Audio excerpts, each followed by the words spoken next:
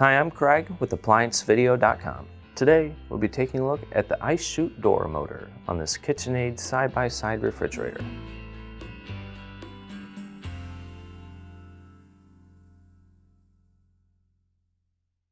Stop. Before beginning any repair, always be sure to disconnect the power to the appliance. It is also recommended to test the outlet for the proper voltage. Remember to also turn off the water.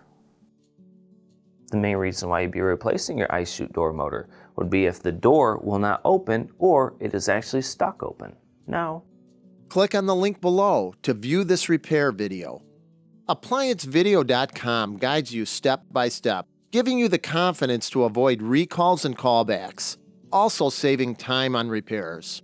Whether you're up against an uncommon repair or the latest appliance on the market, our videos have been created with you in mind. Our growing library of videos have been produced using our factory-certified technicians who have extensive infield experience over the past 30 years. ApplianceVideo.com provides high-quality repair videos that anyone can follow, regardless of their skill level. We are here to help. Click on the link below to view this repair video and let us help you do it right the first time.